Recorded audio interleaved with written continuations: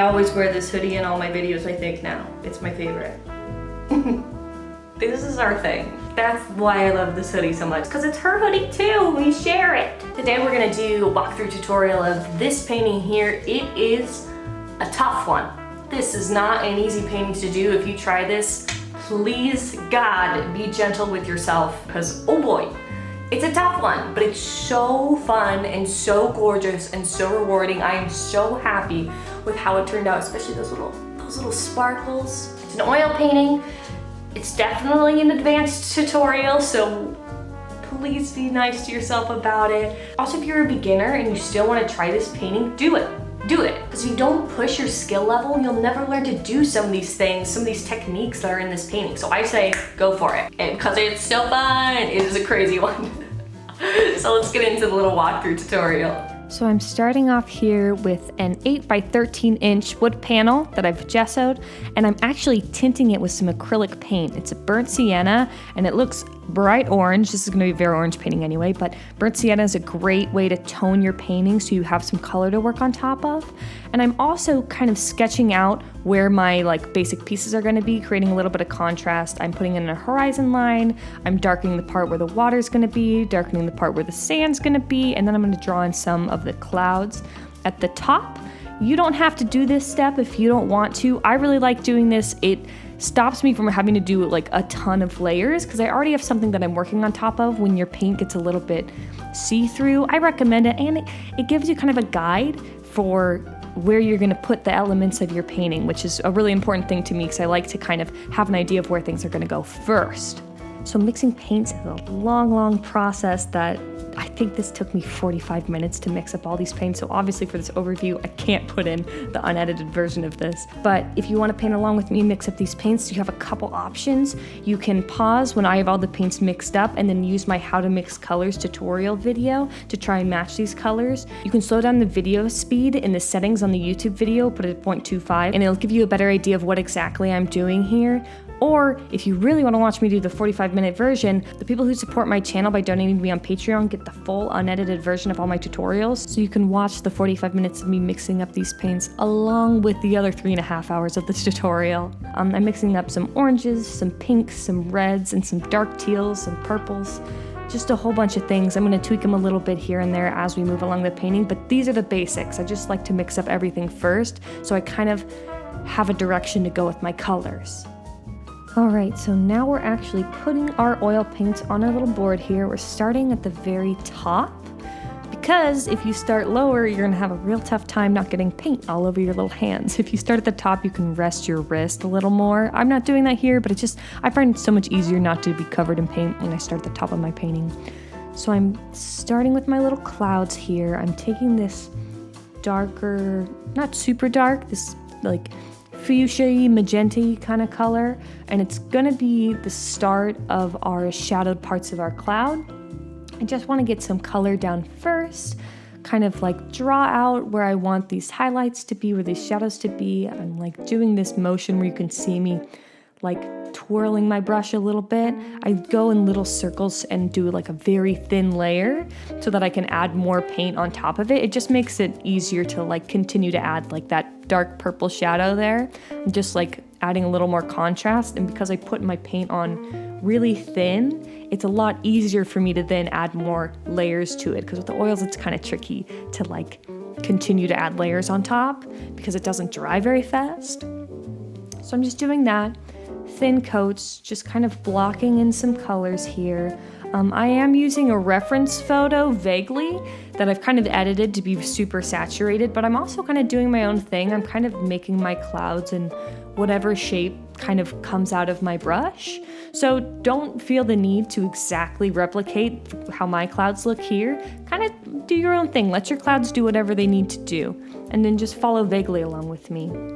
So I've blocked in some of those colors here that are just the basics, and now I'm adding in highlights on some of the areas where I know light is really hitting. I'm taking the tip of this angled brush, just the little corner, and I'm taking my lighter orangey kind of color and just kind of drawing in some of the little highlights in a very thin wispy motion in areas where I think light might be hitting, in areas where maybe I knew there was a little puff. adding in some deeper oranges. And then my favorite thing, and what I love about oils, is I take a dry flat brush and I can just kind of blend out the colors to smooth them out. Now I want that super highlighted part where the clouds are breaking and you can see the bright sky of the sunset. And I'm adding just like this, like mostly white with some yellow added in these parts where I know you can see through the clouds to the sky. And then getting some super vibrant yellow in there on parts that are maybe touching the clouds a little bit, that are kind of soaking in that saturation.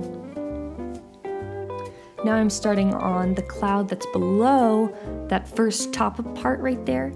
It's kind of like a little bit of a lighter color. I'm just, again, putting some color blocking in so that I can add details on top. Detailing in that part where you can see the sky too with that light yellow, adding a little section there so that I can see there's like little parts of the little clumps of the clouds where you can still see through the sky. Now I'm starting on that main puffy cloud here. Again, color blocking with a light color, and then I'm taking a filbert brush, which has this rounded top, and I'm tapping in some more purpley instead of pinky kind of tones into this cloud to give it a puffy, kind of fluffy effect to it. Just in certain areas, again, it doesn't have to be too detailed. Adding a little more contrast to the cloud I have there on the left. Working a little more on the cloud that's just like kind of connected to that on the bottom left. And then I'm starting to fill in the sky that's below these clouds with like this orange kind of color, right kind of where our sun is going to be setting, right on our horizon line there. And I want it to be pretty vibrant, pretty orange. And then I want to bring some of that bright orange up into the cloud because it's going to be highlighting that bottom part of the cloud, which is how I color block that in there. And then I'm going back in with that purple, building some more contrast on the puffy parts of the cloud. These are parts that are going to be shadowed from the sun. The sun's actually going to be sitting below these clouds, which is why the highlights are going to be on the bottom. It's kind of interesting. It's not how you normally think about clouds when you look at them up in the sky during the day. They're kind of highlighted on the top, but these are going to have some more highlights on the bottom and are shadowed on the top. So on the left part of the clouds, I'm using that same filbert brush with that purple and kind of just tapping on those cloud shapes, making like little lumps and bumps. And then I'm taking a super vibrant yellow. It's this really yellowed out color, and I'm kind of creating some radiant light where our sun is going to sit in the sky, because I want it to look like from the center point where the sun is, it gets brighter as you get further from it. So I have the orange around the horizon line, it gets a little bit yellower and then yellower and even lighter as it gets closer to the center. You're going to see once we put our little sun in there. Again, taking a dry flat brush, and I'm just brushing out all the little wispy parts of this cloud. It makes them look really fluffy. Again, this is my absolute favorite part. I love it. I could do this for forever. But be careful, if you do it too much, you might brush out some of those little details you got going on in there. So don't go crazy, but like do it to your heart's content, if you know what I mean. I want to lighten up some more parts of this sky so you can really see that there's super mega light shining back there from the sun. So I think I'm taking, it's mostly white with maybe a little tap of yellow in there. It's very light to show how much light is coming through there.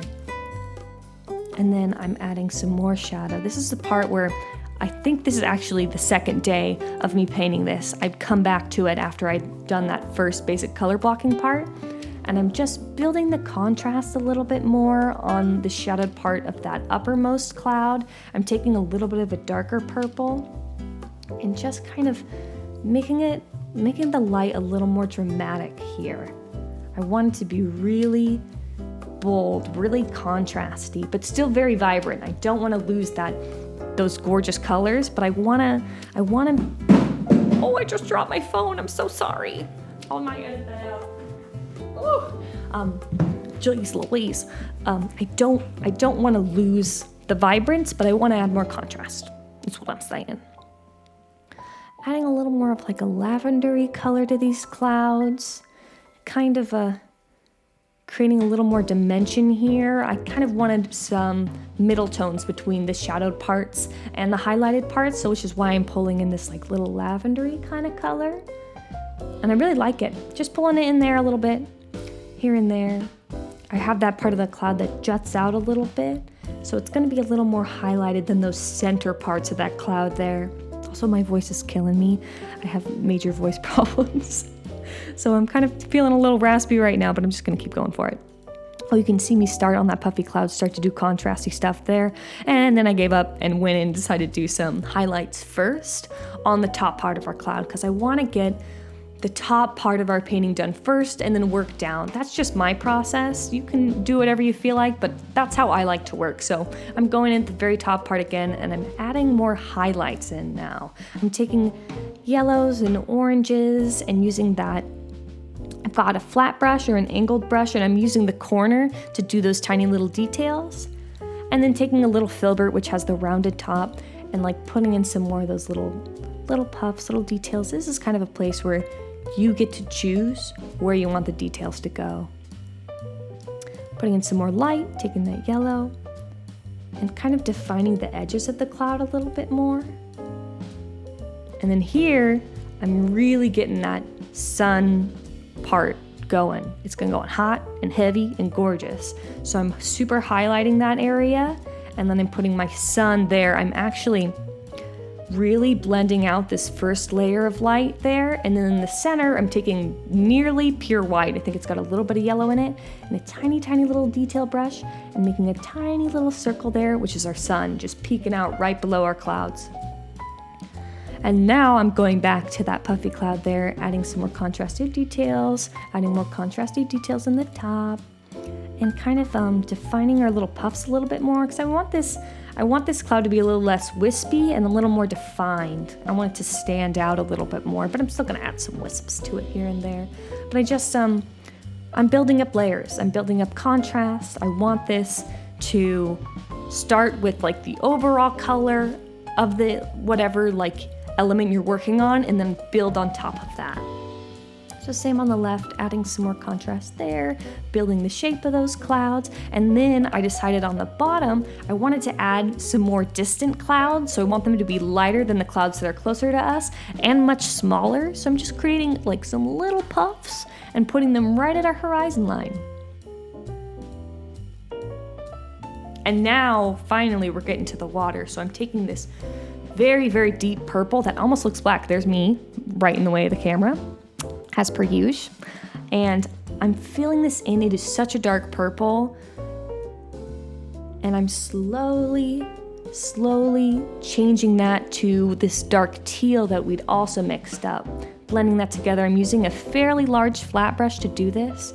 And this is the amazing thing about oils, is that they blend beautifully. There I am again, adding a lighter teal. I can make this beautiful gradient as I move from these teals. It's like a dark purple to a teal to a lighter purple. I'm bringing in this like a lavendery color now, and they just blend together so nicely. And that's why I'm so crazy about oils, especially when I'm doing these sunsetty water paintings, because I can create these water gradients just so beautifully. So actually, I'm taking a little bit of that, a little bit of a lighter, like between the lavender and the teal, and I'm just blending it out, and that lavendery part at the bottom is actually gonna be where our foam starts. Right now I'm deciding that I wanted even more contrast in my cloud. That totally happens sometimes. Sometimes you look at your painting, like a certain section of it, and you're like, oh, that's done, I like how that looks. You'll work on something else, and then you'll look back up at a different part and be like, oh, I wanna change that. I wanna add some things, I wanna tweak these colors. And that's exactly what I did here. Sometimes it can never feel like your painting is finished enough. You have to choose when to be done. But right now I felt like I wanted to push that top area a little more. Now I'm taking a darker color, like kind of like the dark color we have at the very top of our horizon line, and just defining that line. So ignore what I'm doing here. I'm starting to add some orange there at the bottom, but I actually give up on that because I realized I wanted to work on my water first. So I've got a flat brush here. I've added on that orangey, pinky kind of color, and I'm taking the very tip of it and doing these really tiny little straight lines. They're like super subtle in the back, and these are the highlights of the waves that are kind of undulating back there in the water. We want to keep them real small, super small, and as we move closer to the front of the water, whatever part of the water that is closest to us, we start to make our little lines a little bit wider and have a little more of a curve to it, kind of give them a little bit of a wave effect, like a very, very subtle upside down V. And I'm also lightening the color of the highlight. I'm making it more of like an orange as it gets closer. So you can see that I'm actually stopping where the lavender starts because that's where our foam's gonna be. We're gonna start building up the contrast there. So right kind of just as we're starting to get to the lavendery color, I'm getting an even brighter orange because I want it to start to really be highlighted. And I'm starting to add in the details here. Again, you can see me using that flat angled brush, and I'm just using the flat part of it to add these little details in the center with this nice bright orange. I want these to be the reflections of our little sun. Then I'm taking a deep teal, kind of like the teal that we have in the top part, not quite the dark purple that's at the very top of the horizon line, but just below it.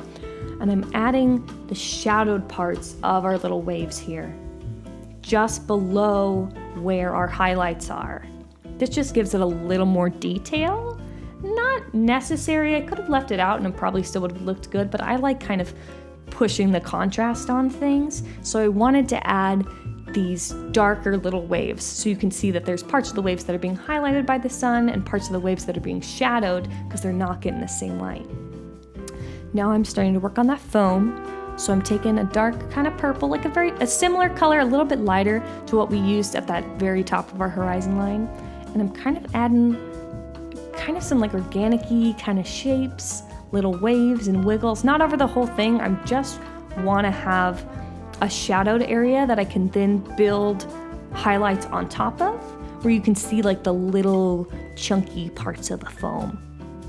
And that's what I'm doing here. I'm taking a lighter lavender and I'm taking a little angled brush and I'm kind of like doing this tapping motion so I can get these, it's hard to describe, chunks of foam. You know, when you look at foam compared to like smooth water, it's kind of bubbly and like not as smooth. So I want to get that effect as I'm adding these little highlights on there. And I'm also taking a little detail brush, taking a super dark purple, I think it's the same purple that we use in the horizon line, and detailing out some more of those shadows so that when I add more highlights on top, it looks like it's darker in certain areas and lighter in certain areas. It gives it a lot of dimension. Taking that same detail brush, adding a lighter lavender, and doing that tapping motion again to get that organic, chunky kind of foamy feel. Just tapping away on areas that I think should be highlighted. Slowly. Yeah, I'm doing it quick because I've sped up this video, but take as much time as you want for this. And then I'm taking that detail brush, adding a few more highlights in the water. Taking a very light orange. I really want this light to just hit you. I want the light to be the focal point of this painting. I want it to be the thing that grabs you. So I'm adding some dimension to it. I'm adding like a red back there, and then I'm taking a bright yellow, and I'm starting to build the layers of light. Like certain parts of the sun are being reflected in more powerful ways than other parts. I'm taking my flat dry brush, and very super gently here, because I don't want to lose all those pretty details I had. I'm very lightly smoothing those out. Now I'm finally going back to that orange bit. So this is the part of the water, if you've ever been to the ocean, that as a wave goes out and pulls in and another wave is coming, there's this, it's hard to describe. It's a little bit of like a rivalry. So this water that we're doing right now is going to reflect the light and is pulling in towards the foamy part of the wave, which is pushing out. It's kind of complicated, but basically it's just like wet sand with like a little bit of water over it. So we're adding yellow in the center, orange on the sides, and then darker spots on the very edges. We're kind of reflecting the sky. Again, we want the sky to be, it's like a mirror. We're kind of mirroring what the sky looks like, but in water form instead of cloud form. So we're taking this color that's reflected in the clouds. It's like that purple that we're using for the clouds, and we're adding some lines that are showing that there's some really, really tiny little waves here. It's just the edges of water that's pulling out. And it's just gonna create a little more definition. We're doing another one below, just kind of pulling it across, and a little bit of a wave. Adding some details here. Just these are the shadowed parts of these miniature waves that we have going on.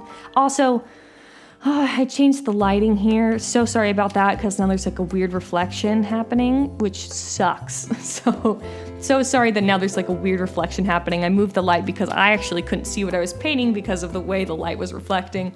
Super annoying, but I didn't want to get rid of this video entirely, so there it is. Creating little contrasts, having those little wave bits. You can see I've just created these lines. And now I want to bring in the highlights. So I'm taking this super vibrant yellow, and like kind of we did on the horizon line streaks, I'm adding this yellow in little lines that are actually kind of chunkier because they're much closer to us. They're reflecting the water on the sand of the sun. Does that make sense? Did I say that right? Basically, we're just pulling this yellow across in little streaks. I'm adding some curves to the yellow in this part so that it has a little more interest, a little more dimension. Looks like the sand has created these ripples that the water is sitting on top of and like pulling and undulating over. And then I'm tapping in little bits of light kind of on the little bit outskirts of the center, just to show that light is hitting in other areas too, but it's centered to the middle there.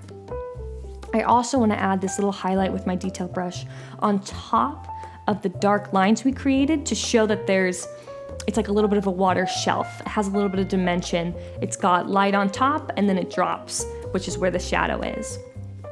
I'm taking my flat dry brush, smoothing things out very carefully, not losing those details, being pretty gentle about it because I don't want those details to go away.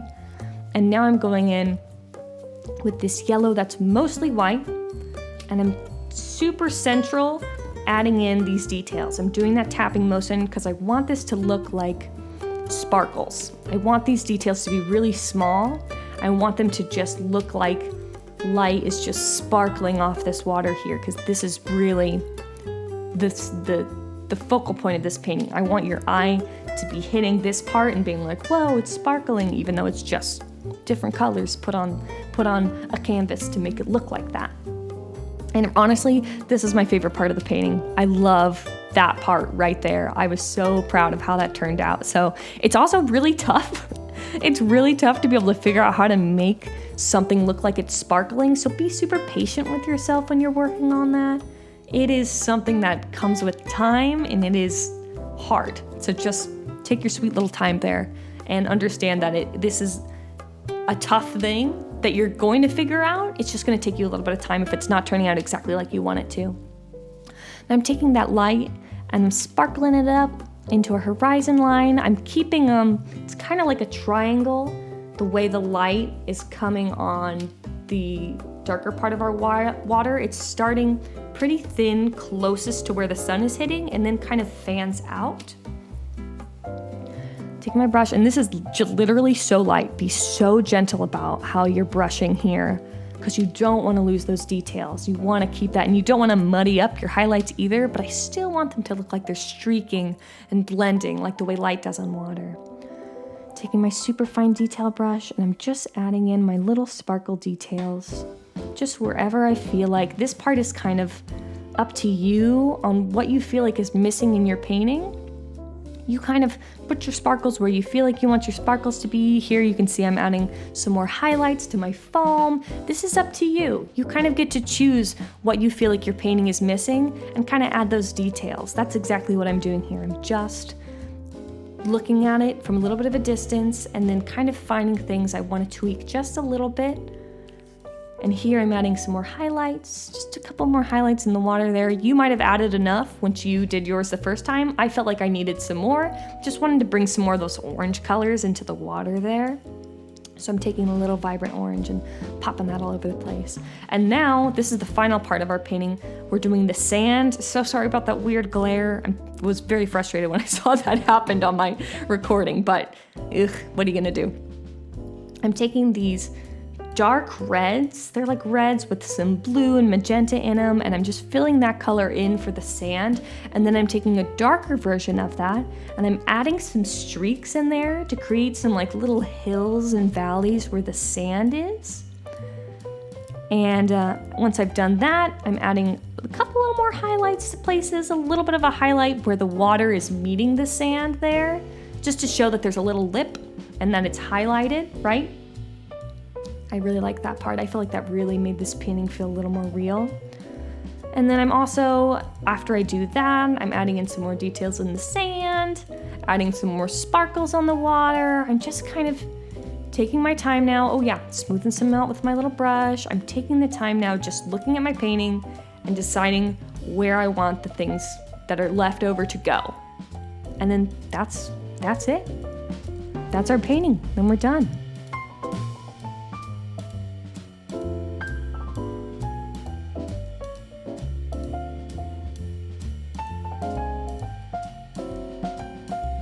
There's our painting.